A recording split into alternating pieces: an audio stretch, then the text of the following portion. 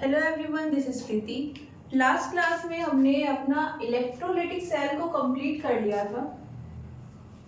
ये electrolytic cell के लिए रिप्रेजेंटेशन थी, है ना। आपको कभी भी ये रिप्रेजेंटेशन देखने को मिलेगी और यहाँ पर स्मॉल आर मेंशन किया जाएगा। ओके, ये स्मॉल आर हमेशा क्या रिप्रेजेंट करता है?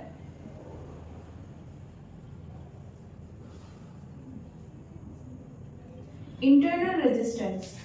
ओके, अगर हमें एक से ज्यादा रजिस्टर यूज करने होते हैं तो हम क्या मेंशन कर लेते हैं? R1, R2, R3, so on. Okay, जितनी ज्यादा हमें रजिस्टर चाहिए हम उतनी ज्यादा यहाँ पर मेंशन कर देंगे। हमें कभी भी स्मॉल आर की जरूरत नहीं पड़ेगी। ओके, स्मॉल आर हम हमेशा किस लिए यूज कर रहे हैं? इंटरनल रेजिस्टेंस के लिए। ओके, और इसके साथ में जो वोल्टेज आएगी उसको हम रिप्रेजेंट करते हैं एप्सिलॉन से। ओके, ये पूरी रिप्रेजेंटेशन किसके लिए यूज हो रही है? इस फॉर्म में नहीं दिया है तो वो आपको इस फॉर्म में मेंशन करेंगे। ओके, इस फॉर्म को कैसे रीड करना है? हमारे पास जो सेल है, ओके, उसका ईएमएफ कितना है? एप्सिलॉन। ओके, ये हमेशा किसे रिप्रेजेंट करता है? ईएमएफ को। और ये इंटरनल रेजिस्टेंस ऑल्दो सेपरेटली उन्होंने शो नहीं किया है बट मेंशन कर दिया है, दैट्स मीन वहां पर इंटरनल रेजिस्टेंस है। ओके, ये किसके लिए रिप्रेजेंटेशन हो जाएगी? अगेन इलेक्ट्रोलाइटिक सेल के लिए। ओके, सेकंड पॉइंट, यहाँ पर ये जो हम सेल बना रहे हैं, ओके, यहाँ पर हम सीधा सीधा क्या बोल रहे हैं? ये इसका ईएमएफ है। बट जैसा हमने एग्जाम्पल से समझा था, ये यहाँ पर जो शो हो रहा है ये सेल का अपना ईएमएफ नहीं है, हम एक एक्स्ट्रा वोल्टेज सोर्स यूज करते हैं। ओके, उस सेल का जो एक्चुअल पोटेंशियल है जो वो प्रोवाइड कर सकता है उसकी वैल्यू कितनी है? एप्सिलॉन, वो ईएमएफ है। यहाँ पर जो आर यूज कर रहे हैं, ओके, तो ये तो किसके लिए हो गया? जो हमने एक्सटर्नल सोर्स यूज किया था उसका पोटेंशियल। ये इंटरनल रेजिस्टेंस उस सोर्स का नहीं है, ये इंटरनल रेजिस्टेंस है सॉल्यूशन का। ओके, जो हम किस में यूज कर रहे हैं? इलेक्ट्रोलाइटिक सेल में। ओके, तो जो हमने इलेक्ट्रोलाइटिक सेल में जो भी कुछ यूज किया है, ओके, सॉल्यूशन है, उसका रेजिस्टेंस यहाँ पर मेंशन कर दिया।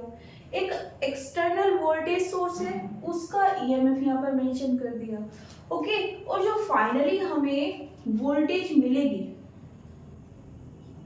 Finally in the sense current flow करानी है, ओके, उस करंट फ्लो को ये अपोज करेगा इंटरनल रेजिस्टेंस, तो ये क्या करेगा? अपनी कुछ स्ट्रेंथ यूज करेगा इसको अपोज करने के लिए और फाइनली वहां पर करंट फ्लो करा देगा।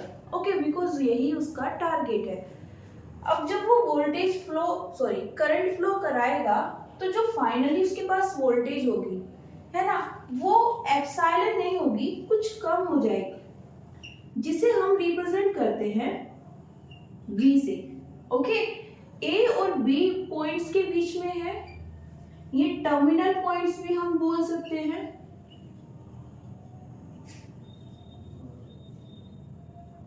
जिनके बीच में हमारे पास टोटल ईएमएफ है और क्या है? Internal resistance.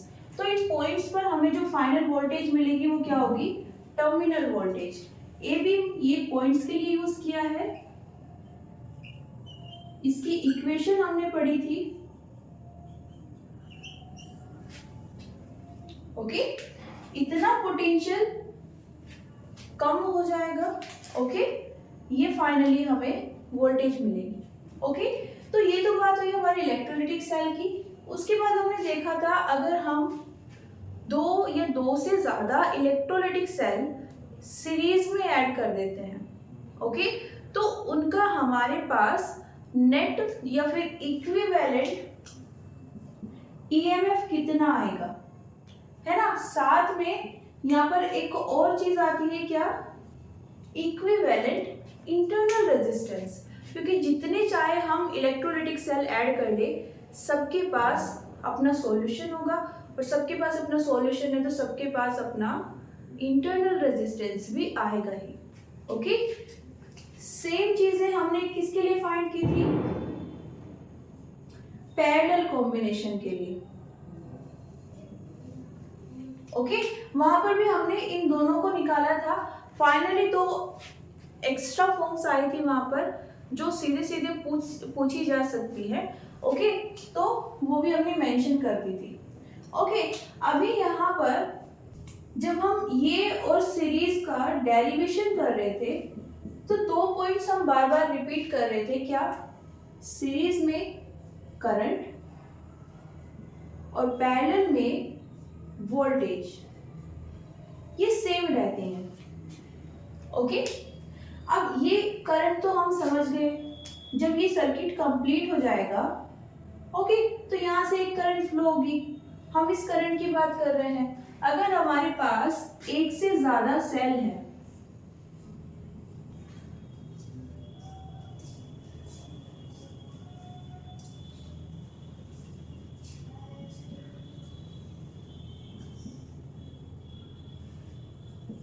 ये हमारे पास पहला सेल है और ये दूसरा।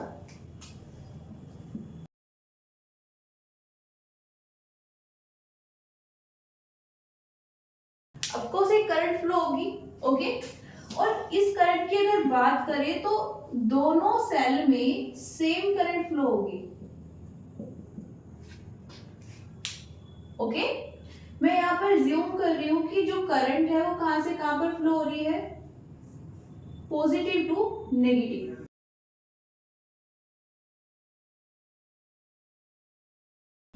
ओके, जो हम एज यूजुअल यूज करते हैं। ओके, तो ये चीज तो समझ आ गई। Second, voltage. हम यहाँ पर किस वोल्टेज की बात कर रहे हैं? देखो, यहाँ पर इन दोनों पॉइंट्स के बीच में ये एक सेल है, इसके पास अपनी अलग पोटेंशियल होगी, इसके पास हमें अलग टर्मिनल वोल्टेज मिल जाएगी। नेट कितनी होनी चाहिए? इन दोनों के पास जो ए बी पॉइंट है, इसके बीच में जितनी भी वोल्टेज है उनको हमें ऐड करना होगा, हमें नेट वोल्टेज मिल जाएगी। ओके, जब हम पैरेलल की बात करते हैं, हम बोलते हैं वोल्टेज सेम होनी चाहिए, तो हम वहां पर ईएमएफ की नहीं, टर्मिनल वोल्टेज की बात करते हैं। ओके, तो वहां पर हम बोलते हैं कि V1 है या फिर V2। ओके, फर्स्ट सेल के लिए या फिर सेकंड, दोनों की टर्मिनल वोल्टेज सेम होगी। ओके, प्लस यहां पर करंट डिफरेंट हो जाएगी। फर्स्ट सेल से जो फ्लो होगी उसे I1 बोल देंगे, सेकंड से जो फ्लो होगी उसे I2, और नेट करंट आ जाएगी हमारे पास I1 प्लस I2। यहाँ पर इसमें आगे इसको सोल्व करेंगे तो हमें सॉल्यूशन मिल जाएगा, सीरीज में इसको सोल्व करेंगे तो आगे सॉल्यूशन मिल जाएगा। ओके, तो ये था हमारा जो लास्ट लेक्चर्स में हम पढ़ चुके हैं। आज हम स्टार्ट करने वाले हैं अगेन एक इम्पोर्टेंट टॉपिक है Kirchhoff law. Kirchhoff law important इसलिए है क्योंकि हम इसमें दो नए रूल्स पढ़ने वाले हैं। ओके, जो काफी ज्यादा इम्पोर्टेंट होते हैं। अब क्या वो रूल्स है?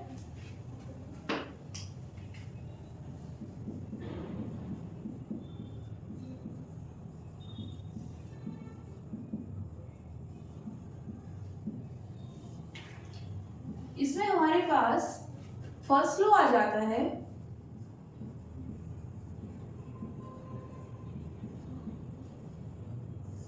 Okay, junction rule.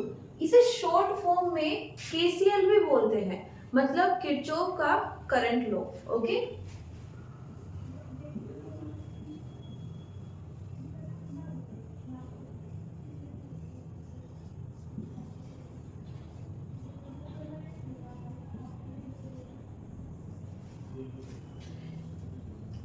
इस लॉ के अकॉर्डिंग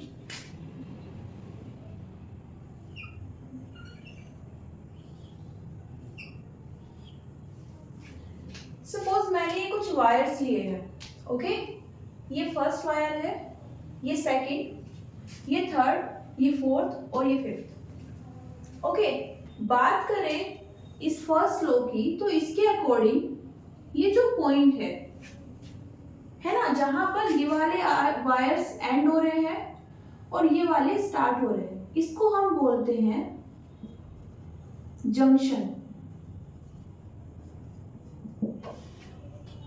ओके, जंक्शन या फिर जंक्शन पॉइंट, मतलब जहां पर बहुत सारे वायर्स ऐड हो रहे हैं, ओके, मिल रहे हैं। ज्यादातर हम जंक्शन सुनते हैं ट्रेन्स के टर्म में, ओके, ट्रेन्स के रेफरेंस में हमें सुनने को मिलता है कि ये पर्टिकुलर दिल्ली जंक्शन है ना, नोएडा जंक्शन है, तो उस साइड से। तो यहाँ पर करंट के टर्म्स में क्या है, सपोज यहां से मेरे पास I1 करंट आए, ओके, ये वायर I2 करंट कैरी कर रहा है, ओके, तो किरचॉफ लॉ के अकॉर्डिंग मान लेते हैं ये I3 है, ओके, इसे I4 मान लेते हैं, ओके, इसे बोल देते हैं I5। ये क्या बोलते हैं, जो भी करंट इस पॉइंट की साइड आ रही है उन्हें ऐड कर दो। कौन कौन सी आ रही है, I1 प्लस I2 भी आ रही है, I4, ओके, ये इक्वल हो जाएंगी किसके, जो इस पॉइंट से दूर जा रही है, ओके, कौन जा रही है, I3, I5,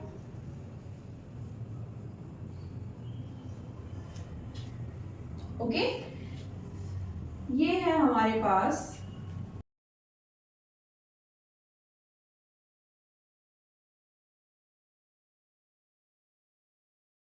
Kirchhoff current law.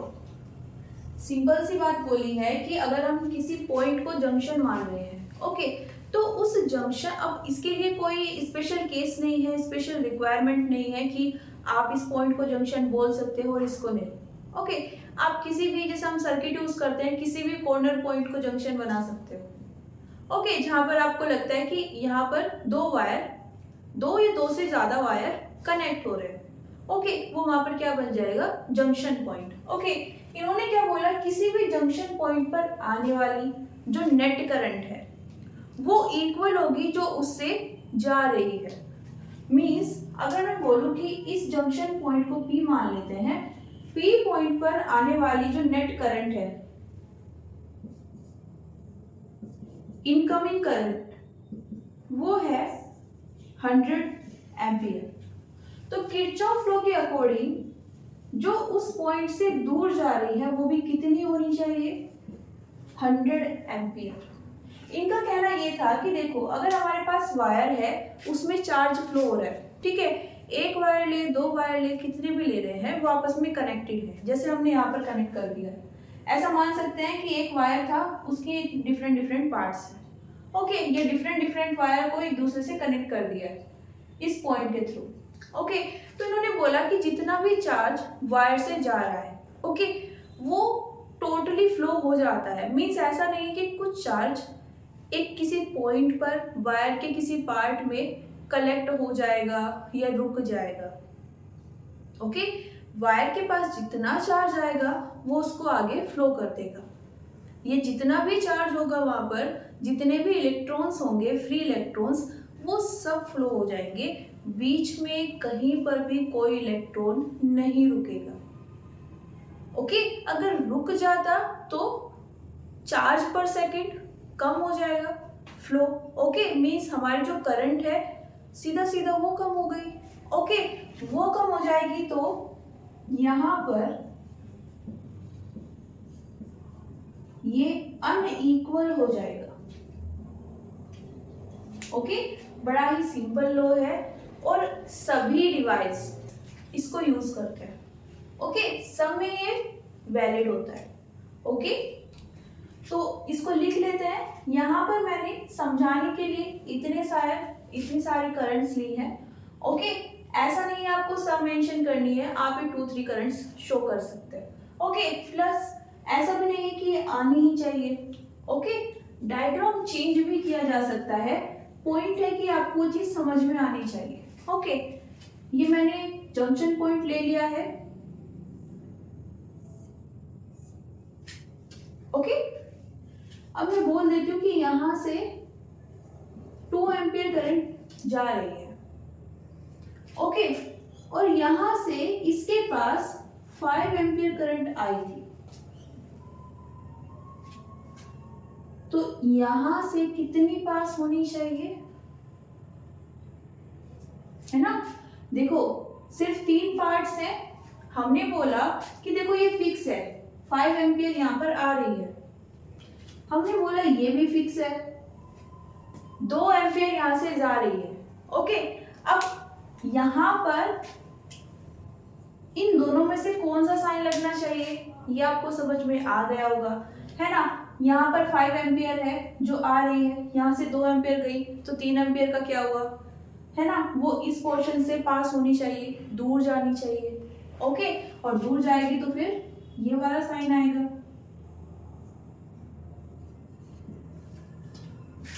है ना। क्योंकि हमें क्या करना है, जितनी करंट आ रही है उतनी ही वहां से जानी भी चाहिए, है ना। जितनी करंट पॉइंट पर आ रही है उतनी ही करंट उस पर्टिकुलर सेम पॉइंट की बात कर रहे हैं वहां से जानी भी चाहिए। तो उसके लिए क्या हो जाएगा, 5 एम्पियर आ रही है, 2 एम्पियर यहाँ से फ्लो गई, 3 एम्पियर यहाँ से फ्लो डेफिनेटली होनी ही चाहिए। ओके, तो अगर इस तरह का केस आपके पास आता है, 2 वायर्स में आपको पता है, तीसरा कनेक्टेड है बट नहीं जान पा रहे हैं, है ना, नहीं दिया है कि कितनी करंट यहाँ पर फ्लो हो रही है, तो आप इस लॉ को यूज करके वहां पर विदाउट एनी डिफिकल्ट कैलकुलेशन बता सकते हैं। ओके, तो स्टेटमेंट लिख लेते हैं एक बार।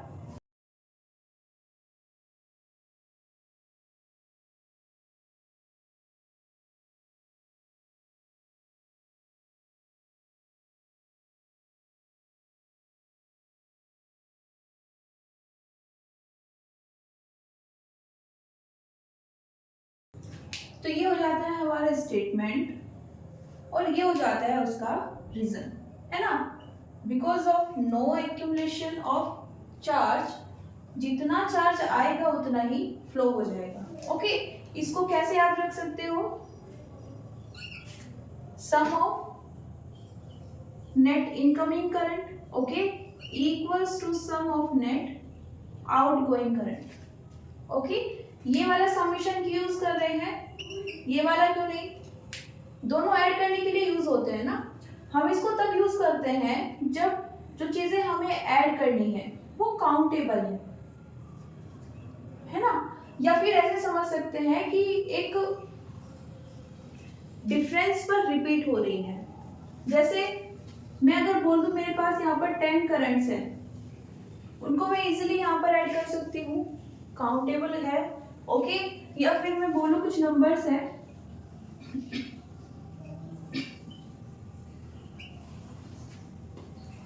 जो मुझे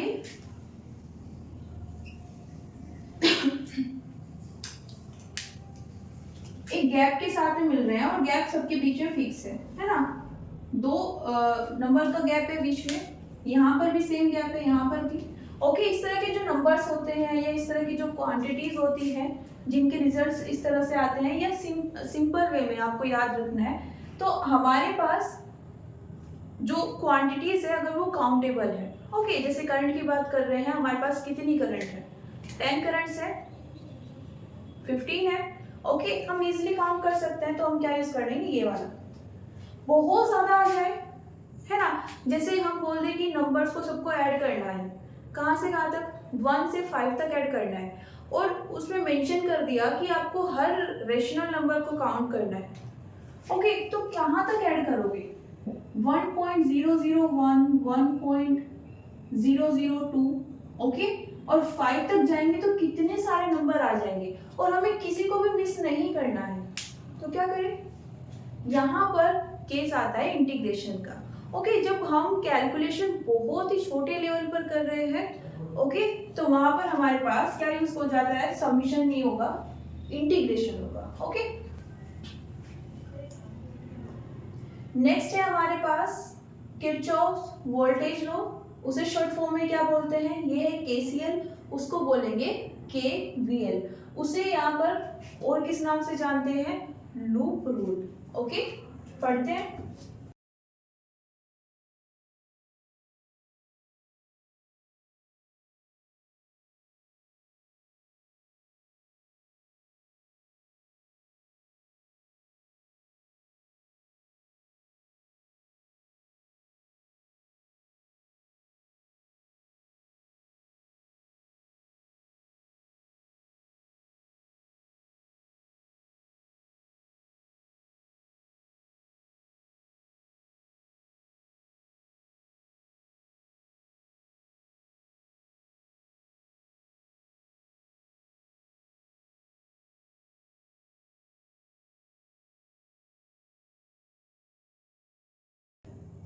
ये है हमारे पास इस लॉ के लिए स्टेटमेंट, क्या बोल रहे हैं, हम यहाँ पर एक क्लोज्ड लूप यूज करने वाले हैं। ओके, क्लोज्ड लूप मतलब कोई भी लूप जो क्लोज होगा। ओके, एक सिंपल सा लूप ड्रॉ कर लेते हैं अभी के लिए। ये रेजिस्टेंस है R1, इस रेजिस्टर का रेजिस्टेंस है R2, और ये मेरे पास एक पोटेंशियल है। ओके, क्या बोल रहे हैं ये, इन्होंने बोला है कि अगर हमारे पास ये क्लोज लूप है, ओके, तो फर्स्ट थिंग तो पहले यहां पर एक करंट फ्लो हो रही होगी, राइट, मान लेते हैं आई करंट फ्लो हो रही है। ये हम देख के बता सकते हैं कि दोनों किस में है, सीरीज में। ओके, तो दोनों में सेम करंट फ्लो हो रही होगी। ओके, कोई प्रॉब्लम नहीं है यहाँ पर। अभी इस सिंबल को हम काफी टाइम से यूज कर रहे हैं, तो ये किसको शो कर रहा है, पॉजिटिव, और ये नेगेटिव टर्मिनल को। ओके, अब इन्होंने बोला है कि अब इस क्लोज लूप में आपको क्या करना है, जितने भी पोटेंशियल्स हैं किसके अक्रॉस, आपके पास रजिस्टर है, ओके, आपके पास कोई सेल है, कोई वोल्टेज सोर्स है, ओके, या फिर कोई अदर इलेक्ट्रिक कंपोनेंट है, जैसे हम क्या यूज कर चुके हैं, कैपेसिटर। ओके, तो उन सबके अक्रॉस क्या निकालना है, पोटेंशियल डिफरेंस, उनका क्या करना है, ऐड करना है, समेशन फाइंड करना है, और किसके इक्वल रख देना है, 0। अब ट्राई करते हैं इनके अकॉर्डिंग। अभी देखो यहाँ पर एक बार देख लो, ओके, उसके बाद समझते हैं। इसको हम लिखेंगे -v, मान लेते हैं इसके इन एंड्स के बीच में जो हमें पोटेंशियल मिलेगा वो कितना है, v1, इन एंड्स के बीच में जो पोटेंशियल मिलेगा वो कितना होगा, v2। ओके, तो क्या ऐड करना है, v1 plus v2 equals to 0।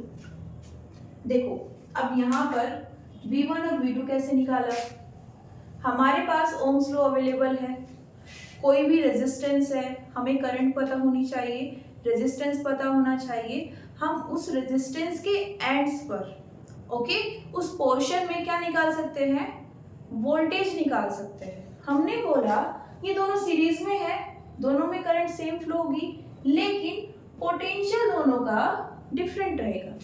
अब कितना डिफरेंट होगा, ये R1 है, हमने इसको क्या लिख लिया, V1, ये R2 है, इसको क्या लिख लिया, V2। वैल्यू क्या होगी यहाँ पर V1 V2 की,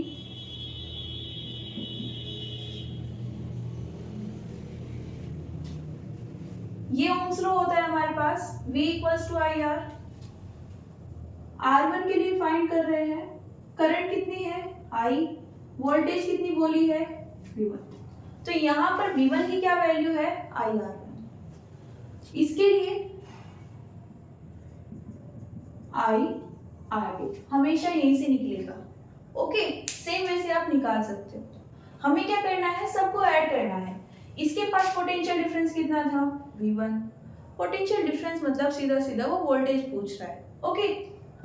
V1, इसके पास V2, और क्या है इसमें, ये वोल्टेज सोर्स है, क्योंकि हमें तो सबका लेना है ना। कोई रेजिस्टर है, कोई सेल है, या फिर इससे अलग भी कोई इलेक्ट्रिकल कंपोनेंट है, ओके। सबको जितने भी पोटेंशियल्स वहाँ पर यूज हो रहे हैं सबके अक्रॉस, वो सब हमें ऐड करने हैं। यहाँ पर सिर्फ 3 है तो इन 3 को ऐड करेंगे, कर दिया ऐड। इक्वल आना चाहिए 0 के। अब कंफ्यूजन क्या हुआ, माइनस क्यों आया, ऐड करना था ना जैसे इनको किया, यहाँ पर माइनस क्यों आया। देखो इस चीज को नोट कर लो। केस 1, कभी भी अगर हमारे पास कोई सर्किट है,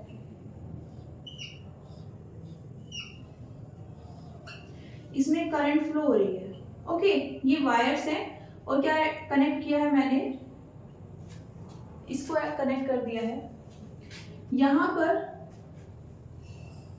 कुछ और भी ऐड कर लेते हैं, एक रजिस्टर ले लेते हैं, ओके।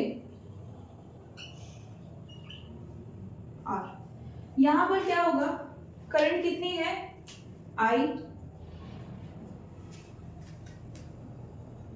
अभी देखो ये करंट यहां से हमें लग रहा है कि स्टार्ट हुई पॉजिटिव से, ओके ठीक है। आगे जाती है, एक सर्कल कंप्लीट करेगी। याद है ना कि हम जब भी करंट की बात करते हैं, करंट हमेशा क्लोज लूप में ही फ्लो होगी। अगर लूप कंप्लीट नहीं है, क्लोज नहीं है, किसी भी एंड से अगर वो ओपन है, तो वहां पर करंट फ्लो नहीं हो पाएगी।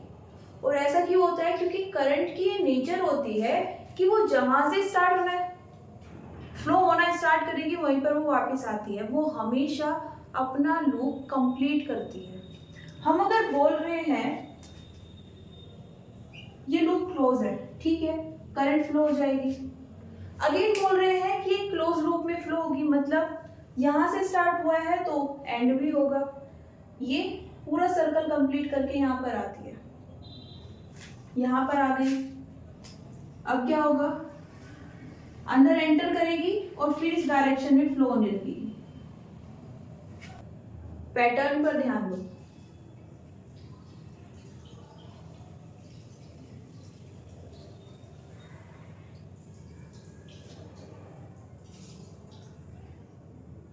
नेगेटिव एंड से अंदर गई, पॉजिटिव से बाहर आई। करंट कैसे फ्लो हो रही है, नेगेटिव टू पॉजिटिव, ओके। इस केस में मान लेते हैं रेजिस्टेंस कितना है, R0। इसके अक्रॉस हमें जो पोटेंशियल मिलेगा वो कितना होगा, V0, ओके।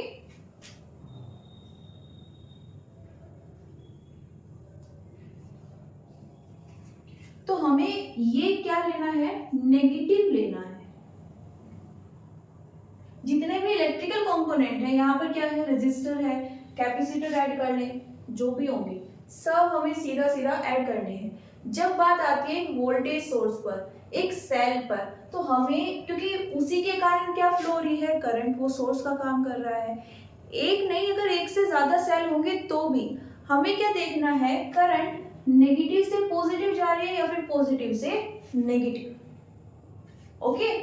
अगर नेगेटिव से पॉजिटिव जा रही है तो जो वोल्टेज लेंगे यहाँ पर ऐड करने के लिए क्या लेंगे, नेगेटिव लेंगे, ओके। अब यहाँ पर कंफ्यूजन हो सकता है कि करंट तो हमेशा इसी डायरेक्शन में फ्लो होगी, तो क्या हमेशा नेगेटिव आएगा। इससे कॉम्प्लिकेटेड केस बन सकते हैं। अगर यहाँ पर मैंने 2 या 3 सोर्स ऐड कर दिए तो आप सीधा सीधा नहीं बता पाएंगे कि ये जो करंट है नेगेटिव टू पॉजिटिव है या नहीं, ओके। पॉसिबिलिटी है, ओके, कि ये चेंज हो जाए, पॉजिटिव टू नेगेटिव फ्लो हो जाए कुछ सेल के लिए, कुछ सोर्सेज के लिए, ओके। तो वो कंप्लीटली किस पर डिपेंड करता है, अरेंजमेंट पर, आपने किस तरह से अरेंज किया है। तो याद क्या रखना है, केस नंबर 1 हम बोल रहे हैं, अगर हमारे पास negative to positive current flow हो रही है, हम क्या लेंगे, जब ऐड करेंगे वोल्टेजेस को केवीएल अप्लाई करने के लिए नेगेटिव मेंशन करेंगे। इससे अलग हमारे पास जो इलेक्ट्रिकल कंपोनेंट है, अगेन सिर्फ सेल के साथ ये होगा, जितने भी उससे अलग इलेक्ट्रिकल कंपोनेंट है, 1 है, 2 है, 10 है, जितने भी हैं, सब सीधा सीधा ऐड हो जाएंगे। ओके, यहाँ पर सिर्फ 1 है,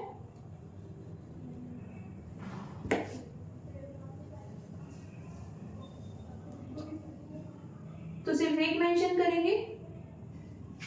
ओके, और इसको कंप्लीट करने के लिए क्या कर देंगे, इक्वल्स टू 0।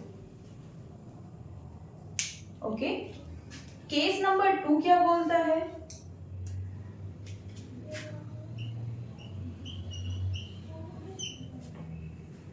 कोई अगर ऐसी सिचुएशन हमें मिलती है, ओके,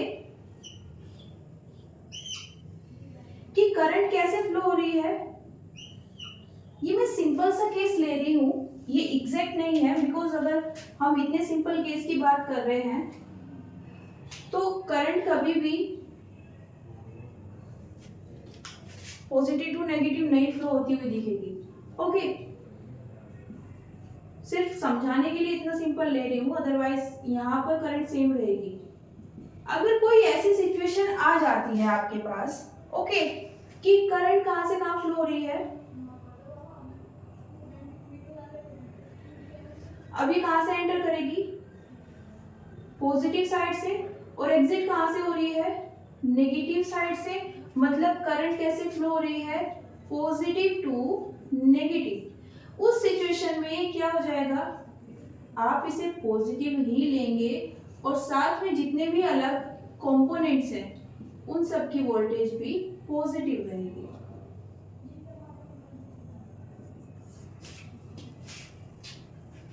ओके, ये दो कन्वेंशंस हैं, इनको आप नोट कर लीजिए। ओके, जब भी न्यूमेरिकल्स करेंगे इनको याद रखना।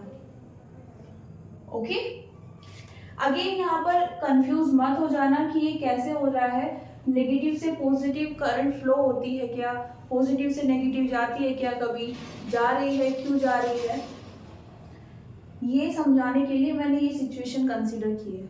ओके, दूसरा यहाँ पर जो चार्ज फ्लो होता है, हम बात करते हैं करंट मतलब पॉजिटिव चार्ज। ओके, तो उस सिचुएशन में, और जो इलेक्ट्रॉन्स होते हैं वो इस डायरेक्शन में फ्लो होते हैं। ओके, इस डायरेक्शन में। ओके, और ये क्या है, ये डायरेक्शन किसकी है, पॉजिटिव चार्ज के लिए।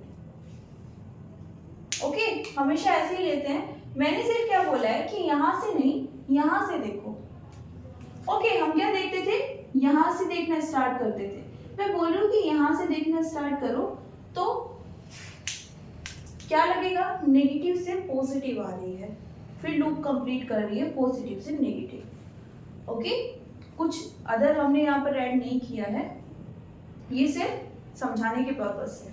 ओके,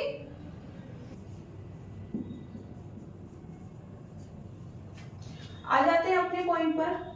अभी आई होप कि समझ आ गया होगा।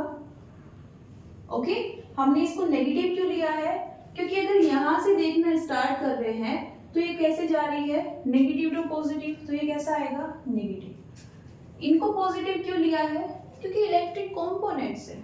ओके,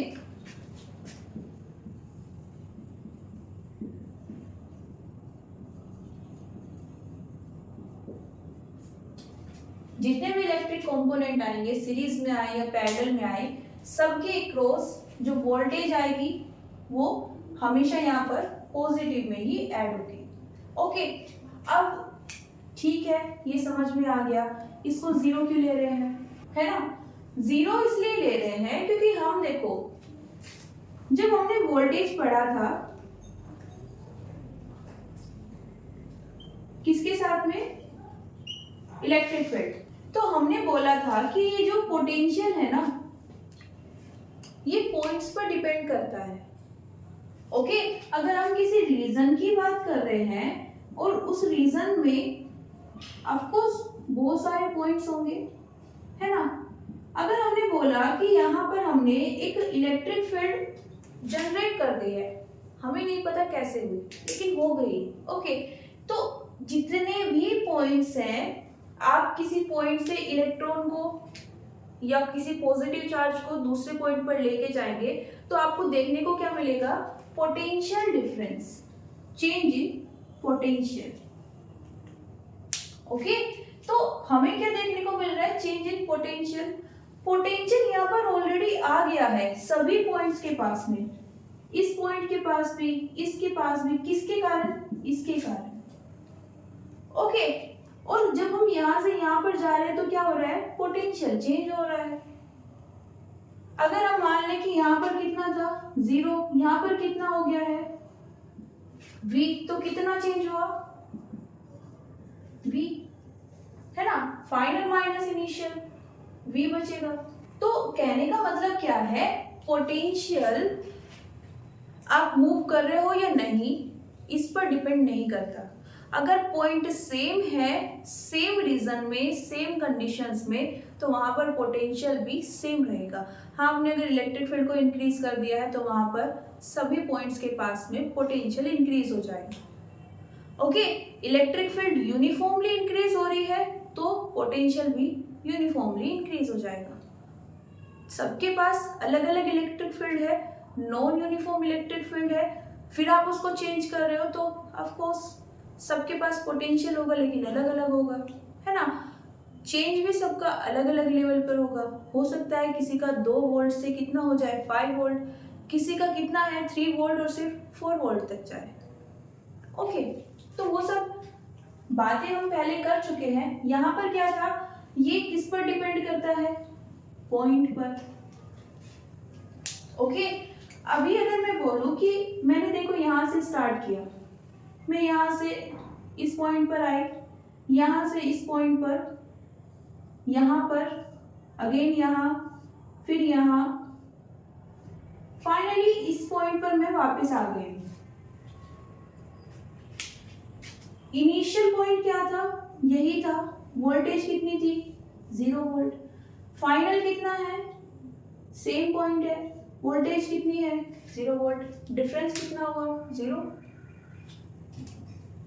अगर मैं बोलूं इस पॉइंट O पर वोल्टेज कितनी है, 5 वोल्ट, तो इनिशियली वोल्टेज कितनी थी, 5 वोल्ट पॉइंट O पर। फाइनली मैं कहां पर आ गई हूँ, इसी पॉइंट पर, तो फाइनली भी कितनी है, 5 वोल्ट। कितना चेंज हुआ, 0। यहां से कंक्लूजन क्या निकलता है,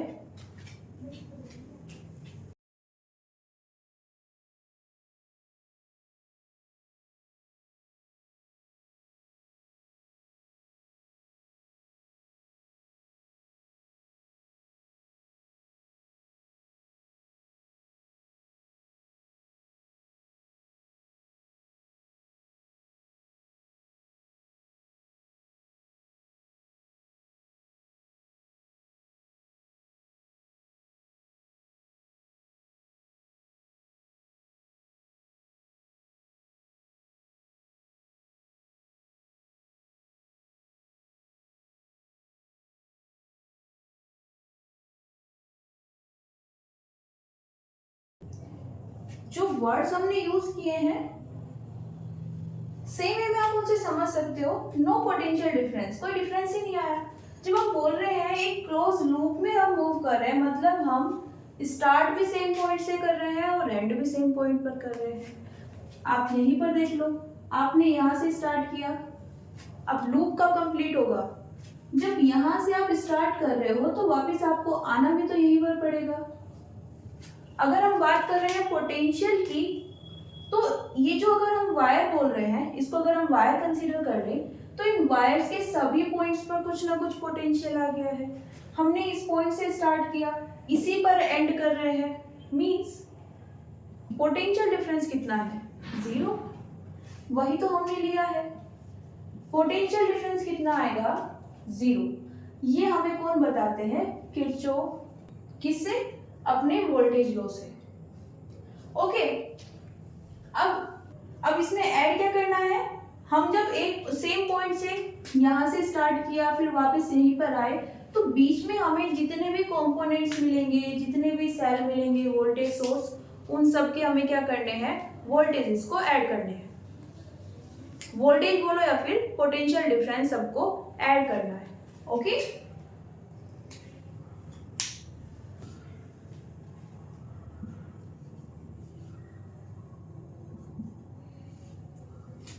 कितना आ जाएगा, 0। ओके, ये कंक्लूड फॉर्म में मैंने लिख दिया है, समझने के लिए आप इस एग्जांपल से इसको समझ सकते हो। नेक्स्ट है हमारे पास व्हीटस्टोन ब्रिज। ये एप्लीकेशन होती है किरचॉफ लॉ की। एप्लीकेशन क्यों बोल रहे हैं, क्योंकि हमने अभी किरचॉफ लॉ से जो भी कुछ पढ़ा है ना, 2 लॉज पढ़े हैं, स्टेटमेंट्स पढ़े हैं, कुछ कंडीशंस आई है एज अ रिजल्ट, वो सब हम यहाँ पर यूज करते हैं। जहां पर हम यूज कर लेते हैं उसी को क्या बोल देते हैं, एप्लीकेशन। ओके, है क्या ये बेसिकली,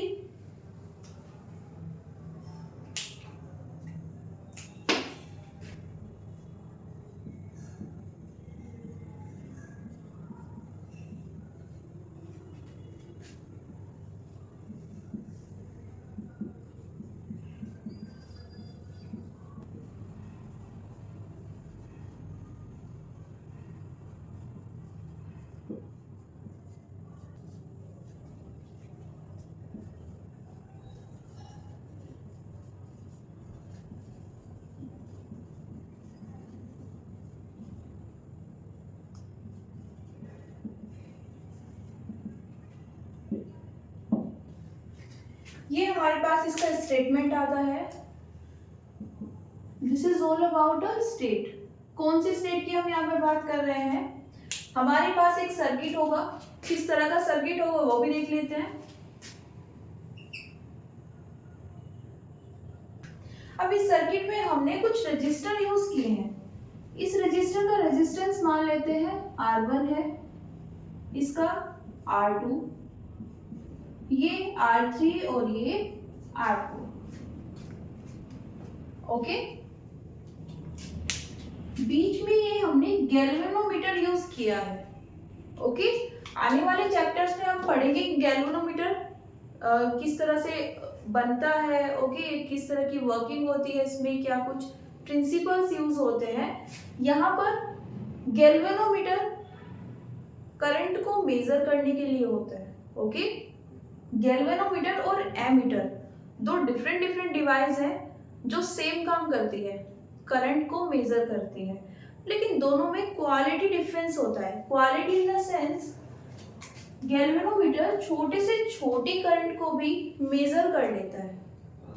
ओके, ये मिली एम्पियर, माइक्रो एम्पियर में हमें करंट मिलेगी तो उसको भी शो कर देगा। एमीटर में ऐसा नहीं होता है, उसमें एक बड़ी यूनिट हमें चाहिए होती है, 1 एम्पियर, 3 एम्पियर, मीन्स एम्पियर में करंट होनी चाहिए। Okay, 10 to the power -3, 10 to the power -4, इतनी छोटी अगर करंट आएगी एम्पियर में ही तो वो उसको मेजर नहीं कर पाएगा। ओके, 1 एम्पियर के ऑर्डर की होनी चाहिए। तो हमने गैल्वेनोमीटर यूज किया है। स्टेटमेंट के अकॉर्डिंग वो स्टेट जिसमें गैल्वेनोमीटर से कोई भी करंट फ्लो नहीं हो रही है, उसको हम क्या बोलते हैं, बैलेंस्ड व्हीटस्टोन ब्रिज बोलते हैं। ओके, यहां पर मान लेते हैं ये है हमारे पास, यहां पर हमारे पास क्लोज सर्किट है तो करंट फ्लो होगी। मान लेते हैं कितनी फ्लो हो रही है, I। ओके, अब यूज करते हैं KCL। जब KCL में आएंगे, KCL क्या होता है, करंट लो। ओके, उसके अकॉर्डिंग जब हम किसी जंक्शन पर आते हैं, वो पॉइंट जहां से 2 या 2 से ज्यादा वायर्स अटैच होते हैं, ओके, उसको हम क्या बोल सकते हैं, जंक्शन। अब इस जंक्शन पर करंट कितनी आ रही है, I। आगे क्या है, 2 डिफरेंट वायर्स। ओके, मींस कुछ करंट यहाँ से पास होगी, कुछ करंट यहाँ से। ओके, कितनी होगी वो एग्जैक्टली हमें नहीं पता है, अभी बोल देते हैं। ये कितनी है, I1 और ये कितनी है, I2। लेकिन एक चीज हम जो जानते हैं, यहाँ पर आई किसके इक्वल होना चाहिए, किसके अकॉर्डिंग, के से। ओके, नेक्स्ट यहां पर आते हैं, सेम करंट यहां तक आ जाती है। अभी अगेन जंक्शन आ गया है, तो कुछ पार्ट यहां पर जाएगा और कुछ यहां पर जाएगा। ओके, मान लेते हैं यहां पर कितना है, I3। ओके, इतनी ही करंट यहां पर आएगी I3। यहां पर क्योंकि देखो सेम ले रहे हैं, R1 में फ्लो होने वाली करंट I1, R3 में फ्लो होने वाली करंट I3। यहां पर जो करंट फ्लो होगी उसको क्या ले लेते हैं, IG, और ये करंट यहां तक आ रही है।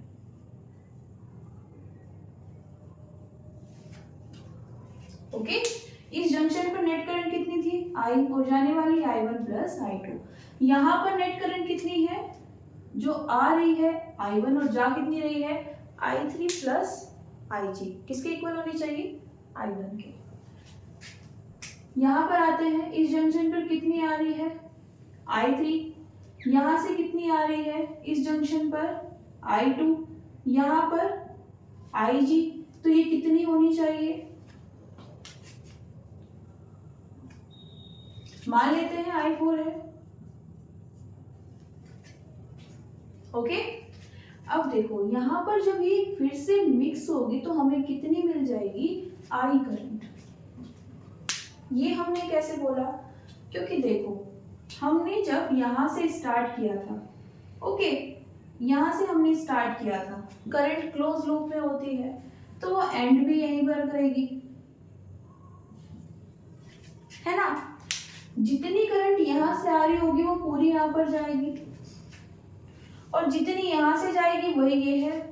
मींस आई किसके इक्वल होना चाहिए, इन दोनों के सम के। मींस सपोज यहां पर ये कितनी थी, 5 एम्पियर, ये 2 एम्पियर आ गई, ये 3 एम्पियर। ओके, नेट कितना हो गया, 5, इसको मान लेते हैं ये 2 एम्पियर है, ये 3 एम्पियर, नेट कितना हो गया, 5, ये कितनी है, 5।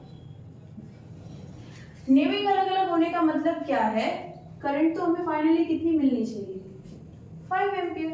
ओके, पर हमने यहाँ पर इनको I1 I2 नहीं बोला है। मींस हो सकता है डिस्ट्रीब्यूशन चेंज हो गया, कैसे, इस तरह एक पॉसिबिलिटी है ना कि ये कितना हो गया हो, 1 एम्पियर, बिकॉज कुछ पार्ट तो यहाँ चला गया था ना, 2 एम्पियर थी, कुछ पार्ट यहाँ आ गया, कुछ यहाँ पर, हो सकता है ये 1 एम्पियर बची, है ना। यहाँ पर 3 एम्पियर तो यहाँ से आ गया, कुछ करंट यहाँ से आई होगी, तो ये कितना हो गया, 4 एम्पियर। इसके अकॉर्डिंग आप इसको मैच करोगे ना, एग्जैक्टली आपको करेक्ट व्यू मिल जाएगा। ओके, समझने के लिए अब आते हैं अपने स्टेटमेंट पर। बैलेंस्ड व्हीटस्टोन ब्रिज कब आ जाएगा हमारे पास,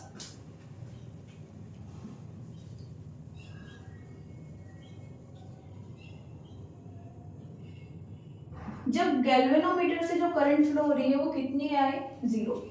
कितनी करंट फ्लो हो रही है, IG, तो इसको कितना होना पड़ेगा, 0। इस कंडीशन की हमें जरूरत होती है, किसके लिए, व्हीटस्टोन ब्रिज के लिए। ओके, किस स्टेट में, बैलेंस।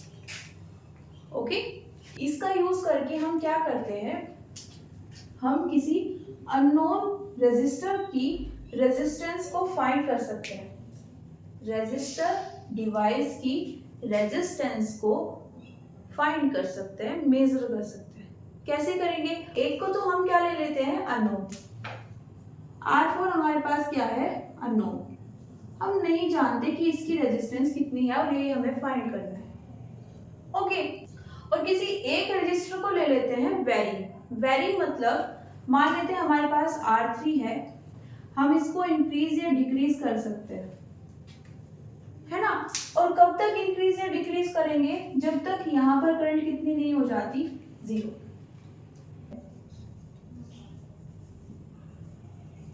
R1 R2 की वैल्यूज फिक्स है, जितना रेजिस्टेंस है उतना ही रहेगा। ओके, तो स्टार्ट करते हैं। सेम डायग्राम हम यूज करने वाले हैं। ओके,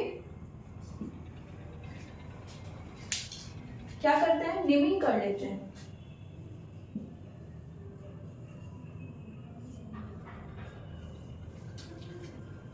ओके, और ले लेते हैं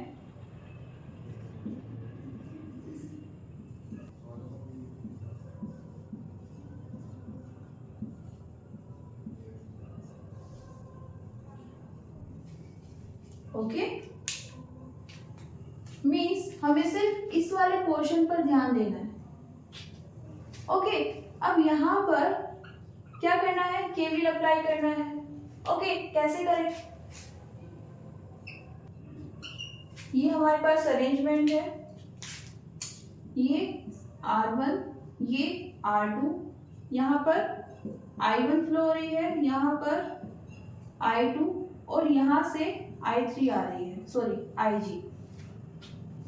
ओके, क्या करते हैं, केवीएल में एक लूप में चलते हैं, एक पॉइंट से स्टार्ट करेंगे और उसी पर वापस आएंगे। ए से स्टार्ट करते हैं। ओके, ए से बी जाते हैं, बी से डी और डी से, इसी ऑर्डर में, ए से बी से डी और डी से ए।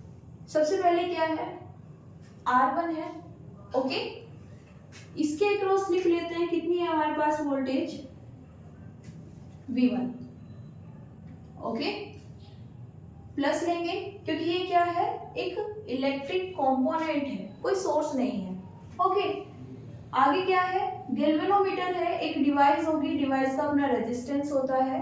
ओके, उसमें करंट फ्लो हो रही है, मान लेते हैं इसका रेजिस्टेंस कितना है, Rg।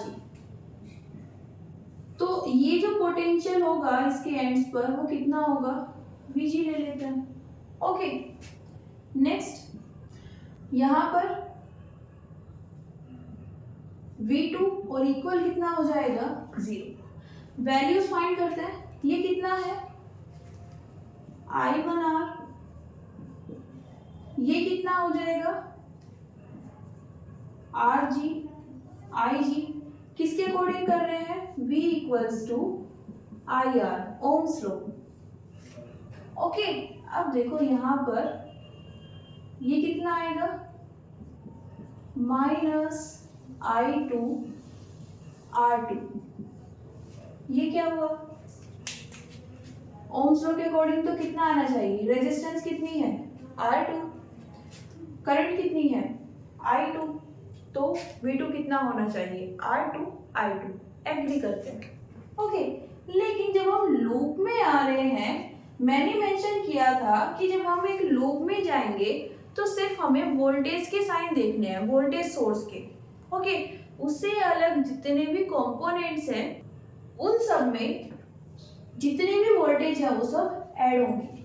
ओके, प्लस यहाँ पर एक नया पॉइंट ऐड कर लीजिए उन्हीं दो केसेस में। क्या है, जब हम यहाँ से जा रहे थे तो देखो क्लोज लूप के लिए इस डायरेक्शन में करंट फ्लो होनी चाहिए। ओके, क्योंकि करंट हमेशा एक लूप में फ्लो होती है, बिना लूप कंप्लीट किए वो अपनी डायरेक्शन चेंज नहीं कर सकती। तो अगर हमने कहा I1 इस तरह से गई, Ig ऐसे, तो I2 इस डायरेक्शन में होनी चाहिए। हमने यहाँ पर जो अरेंजमेंट लिया है उसके अकॉर्डिंग इस डायरेक्शन में है, हम भी गलत नहीं है। ओके, और जो लूप रूल ने हमें बताया है वो भी गलत नहीं, तो क्या कर लेते हैं, इसको नेगेटिव ले लेते हैं। ओके, हम करेक्ट है, हम अपनी डायरेक्शन चेंज नहीं करेंगे, हमें तो कहाँ से कहाँ जाना है, यहाँ से यहाँ पे जाना है। तो एक काम कर लेते हैं, इसको नेगेटिव ले लेते हैं। I2 करंट इस डायरेक्शन में फ्लो हो रही है, -I2 कहाँ पर होगी, इस डायरेक्शन में, और वही हमारी क्लोज लूप के अकॉर्डिंग होनी चाहिए। इसलिए मैंने यहाँ पर क्या लिया है, -I2 R2। एक बार और समझो, यहाँ पर क्लोज लूप में इस तरह से करंट फ्लो होनी चाहिए थी, AB में इस तरह, BD में ये और DA में ये वाली। यहाँ पर क्या है, I2 इस तरह से जा रही है, हम यहाँ से इस डायरेक्शन में आ रहे हैं। ओके, कभी भी किसी भी वायर में दो डिफरेंट डायरेक्शन से इलेक्ट्रॉन्स नहीं आ सकते। ओके, एक डायरेक्शन से ही फ्लो होंगे तभी हमें करंट मिलेगी। तो अभी के लिए क्या करते हैं, ऐसा नहीं करेंगे कि एक पॉजिटिव ले लेंगे एक नेगेटिव, नहीं, पूरी को नेगेटिव कर लेते हैं।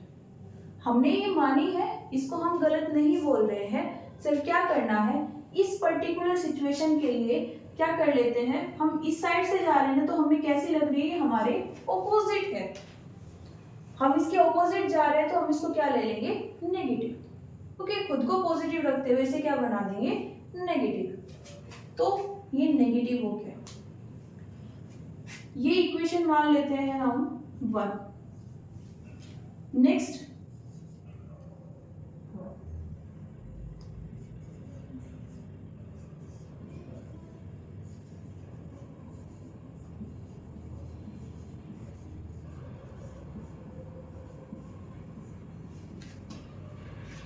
ये वाला जो हाफ है इसमें चलते हैं। ओके, कहां से, बी से स्टार्ट करेंगे, बी से सी, सी से डी, डी से ए। ओके, अगेन याद क्या रखना है, अगर हम लूप में मूव कर रहे हैं और कोई करंट हमें ऑपोजिट डायरेक्शन में मिलती है, ओके, तो हम क्या करेंगे, उसको नेगेटिव ले लेंगे। सिर्फ उस करंट को लेना है जो हमारे ऑपोजिट फ्लो हो रही है। ओके, सिर्फ यहाँ पे नहीं, हमेशा। तो जो दो केसेस मैंने मेंशन कराए थे उसमें ये थर्ड पॉइंट भी ऐड कर लीजिए। ओके, स्टार्ट करते हैं बी से, बी से सी में आ रहे हैं,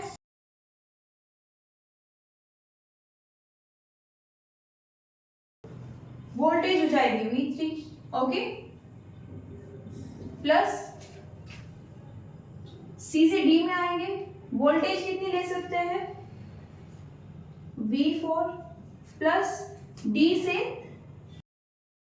बी में आएंगे, कितनी आ जाएगी वोल्टेज, VG ले लेते हैं, इक्वल्स टू 0, क्योंकि जो हमने लूप लिया था बी से स्टार्ट किया था, बी पर आ गए हैं तो ये 0।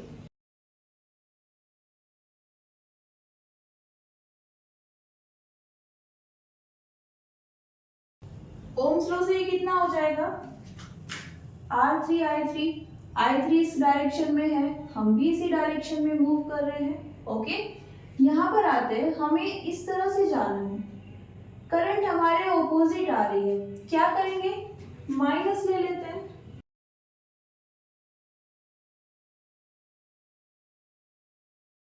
ओके, अगेन हमें इस तरह से जाना है, करंट हमारे ऑपोजिट आ रही है, क्या करेंगे, माइनस ले लेंगे अगेन।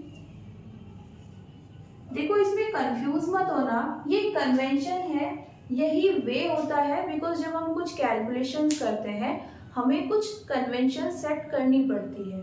ओके, जिससे सभी के रिजल्ट सेम आए और हम किसी कंक्लूजन पर जा पाए। ओके, तो फर्स्ट टू जो केसेस बताए थे वो भी कन्वेंशन थी, ये भी कन्वेंशन है, इनको आपको याद करना है। ओके, अप्लाई कैसे हो रहे हैं वो मैं अभी एक्सप्लेन कर रही हूँ। ओके, तो यहां तक हमारे ऑपोजिट कोई भी डायरेक्शन हमें अगर दिख रही है, ओके, बिकॉज ये रॉन्ग नहीं है, केसीएल के अकॉर्डिंग ये आई थी। अभी क्यों रॉन्ग आ रही है, क्योंकि देखो हम जब मूव कर रहे थे इस तरह से मूव कर रहे थे, अभी हमने क्या किया है, इसको तो सेपरेट ही कर दिया है ना, ये तो हम मेंशन कर ही नहीं रहे हैं,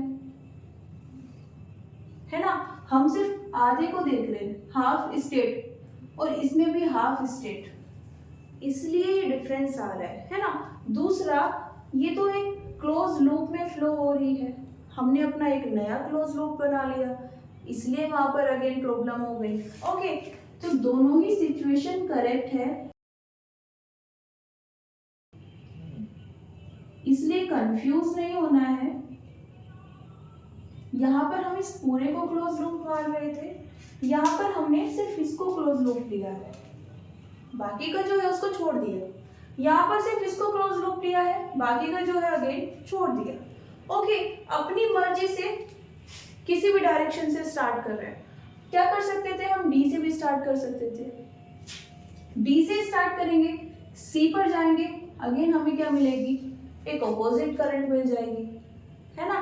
किसी भी पॉइंट से स्टार्ट करो, बस उसी पर वापस आ जाना। ओके, जब आ जाओ तब यहाँ पर 0 लिखना, उसी के अकॉर्डिंग ये रूल्स अप्लाई कर देना, तुम्हारा आंसर आ जाएगा। ओके, ये इक्वेशन नंबर 2। फर्दर क्या करना है, हमें क्या चाहिए, वो स्टेट चाहिए जिसमें यहाँ पर करंट फ्लो नहीं हो रही है। वही कौन सी स्टेट होगी, व्हीटस्टोन ब्रिज की।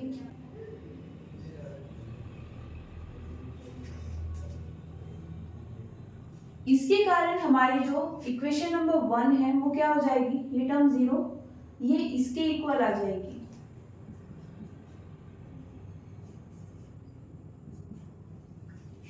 है ना, ये टर्म 0, ये माइनस है, इसको दूसरी साइड ले जा सकते हैं, ये कितना हो जाएगा, I2 R2।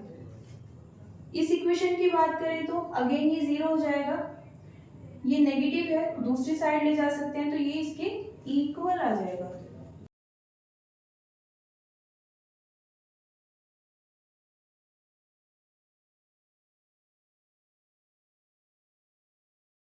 ये आ गई हमारे पास इक्वेशन नंबर 3 और इक्वेशन नंबर 4। ओके, नेक्स्ट क्या करना है, हमने आई जी को तो 0 रख ही दिया है। ओके, क्या करते हैं, इसमें करंट को रीडिस्ट्रीब्यूट कराते हैं। मतलब देखो आई जी तो 0 है, हमने इसके अकॉर्डिंग यहाँ पर क्या फ्लो कराई थी, I1 और यहाँ पर I2।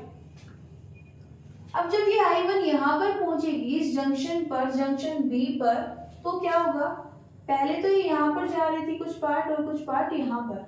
हमने बोला देखो यहाँ पर तो 0 है, यहाँ पर कुछ नहीं जाएगा, ठीक है। तो जितनी करंट यहाँ पर थी उतनी यहाँ पर आ जाएगी, कितनी, I1। पहले कितनी थी, I3, मीन्स अब I3 किसके इक्वल हो गई है, I1 के। ओके, फिर से समझो, इस पार्ट से हमारे पास I2 इस ब्रांच से आ रही थी, यहां तक आई, है ना, इस जंक्शन तक। यहां से हमारे पास क्या आ रही थी, IG, और यहां पर क्या आई थी हमारे पास, I4। ओके, इन दोनों का सम। अब हमने क्या बोला, देखो यहाँ पर I2 तो आ रही है लेकिन IG 0 है, मीन्स जितनी यहाँ पर आई उतनी फ्लो होनी चाहिए, तो ये किसके इक्वल आ जाएगी, I2। इन दोनों वैल्यूज को यहाँ पर पुट करना है।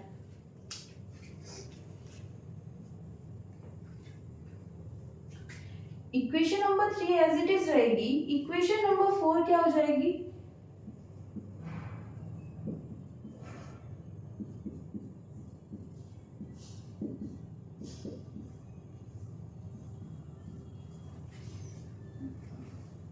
ओके, ये हमारे पास नई इक्वेशन 5। क्या कर सकते हैं,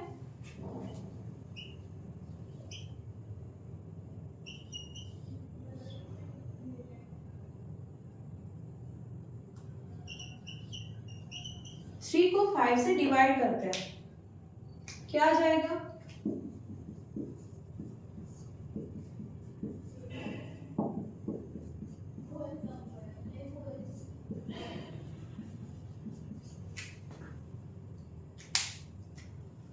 ये टर्म कैंसिल हो जाएंगी, कितना बच जाएगा,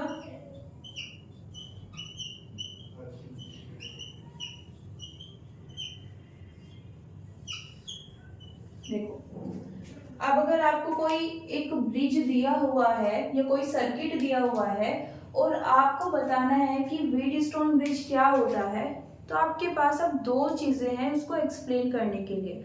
आप बोल सकते हैं कि वो स्टेट जिसमें यहाँ से कोई करंट फ्लो नहीं हो रही है, या फिर जिसमें जो ये रेजिस्टर्स हैं इनकी वैल्यूज इस रेशो में है। R1 R3 का रेशो किसके इक्वल होगा, R2 R4 के रेशो के। ओके, यहाँ से हमारी प्रॉब्लम कैसे सोल्व होगी, हमें क्या चाहिए, R4 की वैल्यू यहाँ ले आते हैं, बाकी सबको दूसरी साइड ले जाते हैं।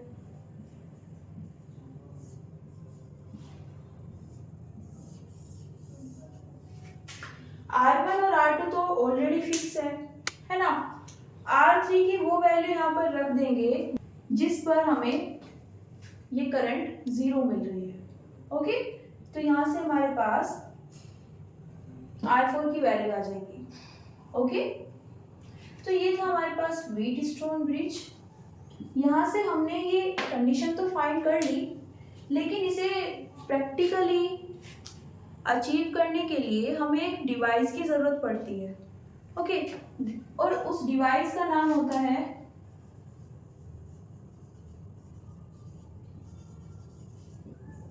देखो, वैसे तो अगर हमें किसी पर्टिकुलर रजिस्टर की वैल्यू जाननी है तो अलग हमारे पास डिवाइसेस होती हैं, छोटी होती हैं, सिंपल होती है यूज़ करने में, हमें इतनी कैलकुलेशन नहीं करनी पड़ेगी, उनका हम फ्रिक्वेंटली यूज़ करते हैं। ओके, कुछ सेकंडों में हम मेज़र करके बता सकते हैं।